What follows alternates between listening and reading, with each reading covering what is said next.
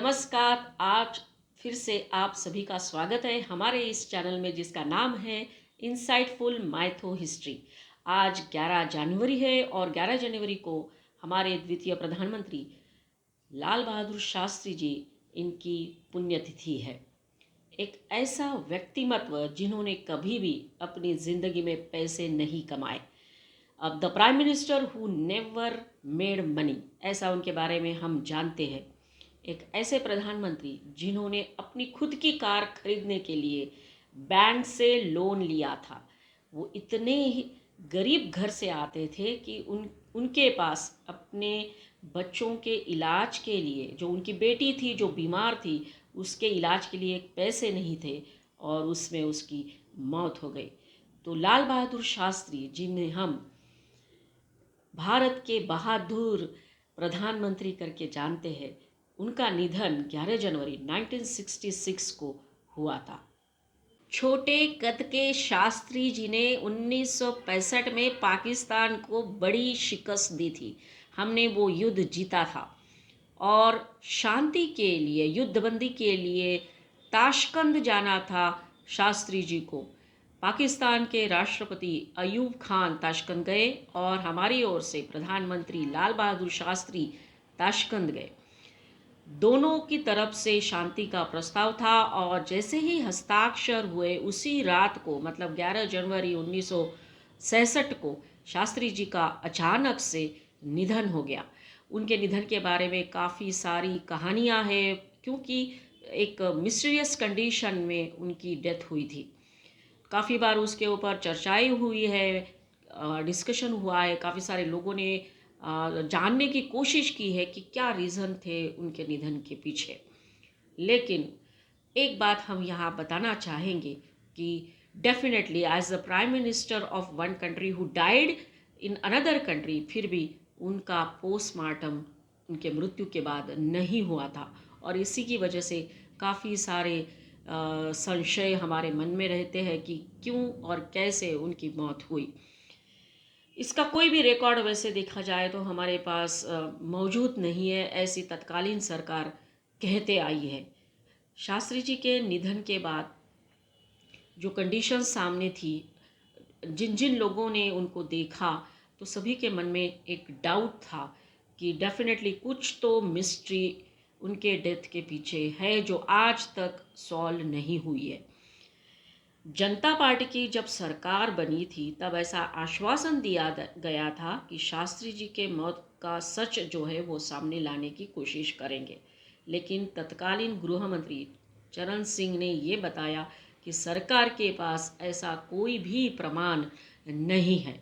फिर 2009 में एक किताब आई थी साउथ एशिया पर सीआईए का, जो सीआईए साउथ एशिया पर सीआईए नामक पुस्तक, जिसके लेखक अनुज धर, उन्होंने शास्त्री जी के मौत के ऊपर काफ़ी सारा रिसर्च किया है और उन्होंने सच जानने की कोशिश की है। तो एक आरटीआई उन्होंने फ़ाइल की थी, राइट टू इन्फॉर्मेशन करके उन्होंने फ़ाइल किया था और उनको उस टाइम पे सरकार द्वारा ये बताया गया था, जो उन्होंने बताया है अपनी किताब में, कि अगर उनको कोई इन्फॉर्मेशन दी जाती तो क्या बताया गया प्रधानमंत्री कार्यालय से, शास्त्री जी के मौत के दस्तावेज अगर सार्वजनिक किए जाएंगे तो अंतर्राष्ट्रीय संबंध जो हमारे देश के हैं, वो कौन से देश से थे वो नहीं पता, लेकिन ऐसा बताया गया है कि शास्त्री जी के मौत के दस्तावेज सार्वजनिक करने से देश के अंतर्राष्ट्रीय संबंध जो है वो खराब हो सकते हैं और इस कारण इसका माकूल जवाब नहीं दिया जा सकता, ऐसा करके एक रिप्लाई अनुज धर को दिया गया था। तो ये जो है ये दर्शाता है कि शास्त्री जी के मौत के पीछे क्या कारण थे, कौन जिम्मेदार था, ये आज भी रहस्य बना हुआ है और वो सॉल्व नहीं हुआ है। शास्त्री जी के डेथ के पीछे जो मिस्ट्री है उसकी गहराई और भी बढ़ती है, क्योंकि जो दो मुख्य गवाह थे उनका जो है वो असामान्य तरीके से निधन हो गया। शास्त्री जी के संयुक्त सचिव रहे सीपी श्रीवास्तव, इन्होंने अपनी किताब a life of truth in politics इसमें लिखा है कि सरकार द्वारा शास्त्री जी के डेथ के जो जो मिस्ट्री थी उसके ऊपर एक जांच कमेटी बिठाई थी और उस जांच कमेटी ने अपनी जांच शुरू कर दी थी। तो उस कमेटी ने ये जो दो मुख्य गवाह थे उसमें थे उनके पर्सनल डॉक्टर जो जिनका नाम है RN चुग, और उनके साथ गए उनके निजी सहायक रामनाथ। इन दोनों की असामान्य तरीके से दुर्घटना में मौत हो गई थी। खास बात यह है कि ये दोनों, उनके पर्सनल डॉक्टर RN चुग और जो निजी सहायक रामनाथ, ये दोनों भी उस वक्त ताशकंद में मौजूद थे जब लाल बहादुर शास्त्री जी ताशकंद गए थे। शास्त्री जी जब प्रधानमंत्री बने तो काफ़ी हालात जो थे वो खराब थे। एक तरह से बड़े बड़े चैलेंजेस उनके सामने थे। एक तो था खाद्यान्न का संकट और दूसरी तरफ पाकिस्तान ने हमारे ऊपर आक्रमण कर दिया था। ऐसे कठिन विकट समय में लाल बहादुर शास्त्री जी की जो पर्सनालिटी थी उनको देखते हुए सभी लोग ये कहते थे ये कि लाल बहादुर शास्त्री जी कमज़ोर नेता है, वो बड़े डिसीजंस कैसे लेंगे, वो देश को कैसे संभालेंगे। इतना ही नहीं, पाकिस्तान के राष्ट्रपति जो है अयूब खान, वो भी यह मानते थे कि लाल बहादुर शास्त्री जी एक कमज़ोर नेता है। फिर दूसरी बात ये थी कि 1962 में जो हमारा चाइना के साथ वॉर हुआ था उसमें हमने हार झेली थी और उस हार से हम उभर ही रहे थे। तो वो एक चांस पाकिस्तान ने देखा कि इसका फ़ायदा उठाया जाए और उन्होंने हमारे ऊपर आक्रमण कर दिया। तो दोनों तरफ जो संकट थे, एक तो देश के अंदर ये था कि खाद्यान्न की आपूर्ति करना और दूसरा था बॉर्डर के पास पाकिस्तान ने जब हमारे ऊपर आक्रमण कर दिया था। ऐसे कठिन समय में लाल बहादुर शास्त्री जी ने जो निर्णय लिए वो कठिन निर्णय जो है उनकी पर्सनैलिटी को चेंज कर देती है। जैसे कि खाद्यान्न आपूर्ति के लिए उन्होंने जो लाल गेहूं अमेरिका से आता था उसको मना कर दिया और वो पहला कदम था हमारा आत्मनिर्भर बनने के लिए। और हरित क्रांति जो ग्रीन रिवॉल्यूशन के बीज जो बोए हैं वो उसी टाइम, और वो नारा उभर कर निकला है, जय जवान जय किसान। फिर पाकिस्तान के साथ जब युद्ध शुरू हुआ था तो हमने भी पाकिस्तान के अंदर घुसकर लड़ाई की थी। वो एक बहुत बड़ा निर्णय शास्त्री जी ने लिया था जिसकी वजह से पूरी दुनिया का नज़रिया शास्त्री जी के तरफ जो देखने का था वो बदल गया था। तो ये दोनों इंसिडेंट्स जो है वो हमें बताते हैं कि शास्त्री जी बहुत कठिन निर्णय लेते थे, सख्त निर्णय लेते थे और उनमें वो क्षमता थी। तो क्या हम ये सोचें कि अंतर्राष्ट्रीय क्षेत्र में या अंतर्राष्ट्रीय स्तर पर शास्त्री जी के जो निर्णय रहे हैं वो निर्णय देखकर कोई साजिश रची गई ताशकंद में उनको मारने की। अभी हम बात करेंगे कि शास्त्री जी और कांग्रेस पार्टी इन दोनों के बीच में ऑब्वियसली नेहरू जी के निधन के बाद एक बहुत बड़ा प्रश्न सबके सामने था कि अब कौन प्रधानमंत्री बनेगा। बहुत बड़ा एक वैक्यूम क्रिएट हो गया था और नेहरू जी की जगह पे कौन प्रधानमंत्री बनेगा ऑब्वियसली सबसे बड़ा एक प्रश्न था। हु आफ्टर नेहरू करके टाइटल दुनिया भर के न्यूज़पेपर में आ रहे थे। तब लाल बहादुर शास्त्री जी को प्रधानमंत्री के तौर पे चुना गया। पर ऐसा बोला जाता है कि Congress supporters has been used only to cover up the truth of the dynasty politics prevailing in the party. जो आज हम बात करते हैं डायनेस्टी पॉलिटिक्स की, वो पॉलिटिक्स शायद उस दौर से शुरू हो चुकी थी। नेहरू जी के निधन के बाद शास्त्री जी को प्रधानमंत्री बनाना, वो निर्णय जो था वो कामराज का था। कामराज जो कांग्रेस के उस टाइम पे बहुत बड़े लीडर माने जाते थे, उन्होंने एक सहमति बनाई कि शास्त्री जी को प्रधानमंत्री बनाया जाए। लेकिन नेहरू जी के मन में क्या चल रहा था? In fact Nehru ji always wanted that Indira Gandhi to be his successor. पत्रकार, प्रसिद्ध लेखक कुलदीप नैयर, इन्होंने एक किताब जो लिखी है बियॉन्ड द लाइन्स, उसमें लिखा हुआ है कि शास्त्री जी ने उन्हें एक बार बताया था कि Nehru wanted to see Indira Gandhi as his successor.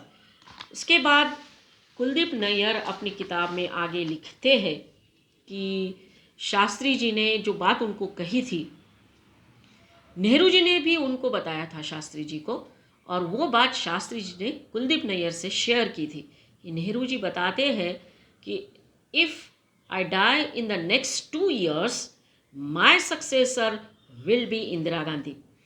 Kuldeep Nair also revealed in his book that Lal Bahadur Shastri was not Nehru's first choice as his successor, but Indira Gandhi. Kuldip Nayar अपनी किताब में ये भी लिखते हैं, Indira Gandhi was not in favour of building Shastri ji samadhi. अब यह कितना सच है या झूठ है वो हमें नहीं मालूम, लेकिन नैयर साहब ने अपनी किताब में ये लिखा हुआ है। तो ये मैं आपको इसलिए बता रही हूँ कि कांग्रेस शास्त्री जी की तरफ किस तरह से देखती थी। कांग्रेस भी उस टाइम पे, जो कांग्रेस के लोग थे, शास्त्री जी को एक कमज़ोर नेता मानते थे। वो ये समझते थे कि शास्त्री जी कोई भी निर्णय बड़ा नहीं ले सकते, और इसीलिए उनको एक तरह से अपमानास्पद दृष्टि से देखा जाता था। नेहरू जी के निधन के बाद इंदिरा गांधी ही शायद प्रधानमंत्री बन जाती, लेकिन शास्त्री जी प्रधानमंत्री बने। नेहरू जी ने जब वो अपने कार्यकाल में थे, जब प्रधानमंत्री थे, तभी इंदिरा गांधी जी का जो रास्ता था वो काफ़ी आसान कर दिया था। पार्टी की कमान संभालने का रास्ता भी उन्होंने आसान कर दिया ताकि वो प्रधानमंत्री पद तक आसानी से पहुंच सके। 1959 में बाबू जगजीवन राम जैसे दिग्गज नेता को नज़रअंदाज करते हुए इंदिरा गांधी को पार्टी का अध्यक्ष करके बनाया गया। यह इसका संकेत था कि नेहरू जी चाहते थे कि इंदिरा गांधी उनके बाद प्राइम मिनिस्टर आसानी से बन सके और वो उसकी प्रबल दावेदार बने। लेकिन क्या हुआ कि नेहरू जी का निधन हो गया। उसके बाद पार्टी में जो भी सहमति बनी थी वो सहमति बनी थी शास्त्री जी के नाम पर, और शास्त्री जी प्राइम मिनिस्टर बन गए। फिर ये हुआ कि कैसे उनको अलग अलग तरीके से सताया जाता था, उनके ऊपर क्रिटिसिज्म होता था शास्त्री जी के ऊपर, लेकिन उन्होंने, शास्त्री जी ने सारे क्रिटिसिज्म को एक बदलाव के रूप में लिया। वो उनको सुनते थे और अपने डिसीजंस लेते थे। कांग्रेस के साथ साथ कई लोग उनको मानते थे, जैसे मैंने बताया कि वो एक कमज़ोर नेता है, लेकिन वो कमज़ोर नहीं थे। कामराज ने जो सहमति सबकी बनाई थी लाल बहादुर शास्त्री के नाम के ऊपर, वो प्रधानमंत्री बने, तो वो बन गए प्रधानमंत्री। लेकिन कामराज ने ये काम किया कि कांग्रेस पार्टी हमेशा फिर प्राइम मिनिस्टर के पद के ऊपर रहे, और वो ये चाहते थे कि शास्त्री जी कोई भी बड़ा निर्णय बिना कांग्रेस पार्टी के सदस्य से पूछे ना ले।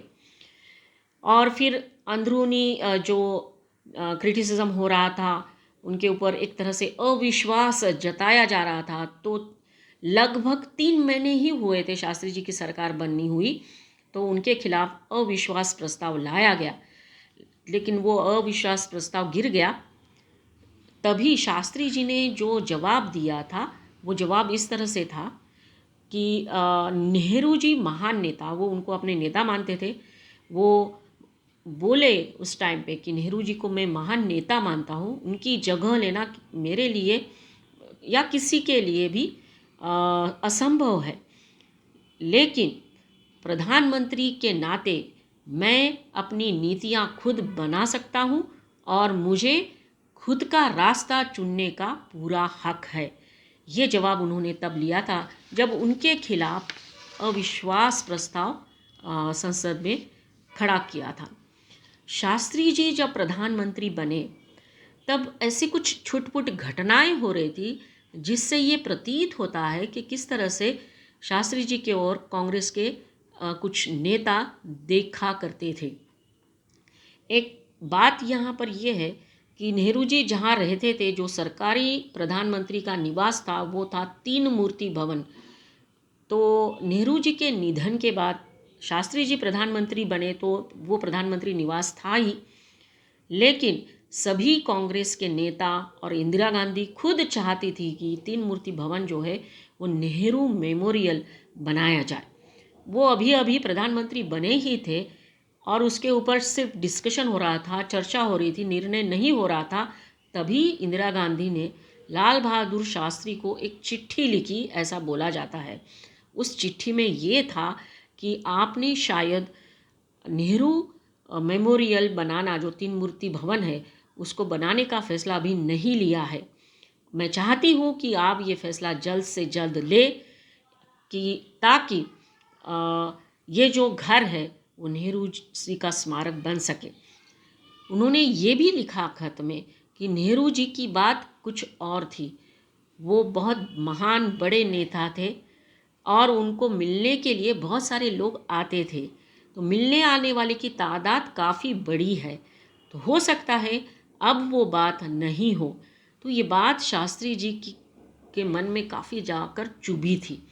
जब ये चिट्ठी इंदिरा गांधी ने लिखी तब वो सोच ही रहे थे कि अभी इसके ऊपर जल्द से जल्द फैसला लिया जाए। तभी नेहरू जी की सिस्टर कृष्णा हाथी सिंह जी ने भी उनको एक चिट्ठी लिखी थी कि जिसमें यही बात कही थी कि ये जो तीन मूर्ति भवन है उसको नेहरू मेमोरियल करके जल्द से जल्द डिसीजन लिया जाए। और कृष्णा हाथी सिंह ने जो खत लिखा उसके बाद फिर शास्त्री जी ने ये डिसीजन लिया कि तीन मूर्ति भवन मुझे छोड़ना है। और उन्होंने तीन मूर्ति भवन जो प्रधानमंत्री का सरकारी निवास था उसको छोड़ दिया और वो दूसरी जगह पे रहने चले गए। तो इस तरह से ये बातें आती है सामने कि शास्त्री जी के व्यक्तिमत्व को ये जो लीडर्स थे वो समझ नहीं पाते थे या उन्होंने समझने की कोशिश ही नहीं की थी। हो सकता है कि शास्त्री जी की जो पर्सनैलिटी थी वो पर्सनालिटी की ओर देखते हुए कांग्रेस के लीडर्स उनको उतना सम्मान नहीं दे रहे थे। लेकिन इतिहास आज हमें ये बताता है कि Shastri ji is one of the best prime minister India ever had. और इसीलिए आज हम हमारी ओर से उनको श्रद्धांजलि व्यक्त करते हैं, उनको नमन करते हैं। अगले एपिसोड में हम फिर से चाहेंगे कि कुछ नया टॉपिक लेकर आए। आज के वीडियो में हमने ये बताने की कोशिश की कि शास्त्री जी की डेथ बहुत मिस्टीरियस कंडीशन में होने के बावजूद उसके ऊपर आज भी कोई कंक्लूजन नहीं आया है, क्या रीजंस थे, कौन जिम्मेदार थे। साथ साथ ये भी बताने की कोशिश की कि किस तरह से शास्त्री जी को कांग्रेस के ही लीडर्स देखते थे। फिर से हम ये कहेंगे कि कुछ बातें जो सच होती है वो ही आपके सामने लाने की हम कोशिश करते हैं।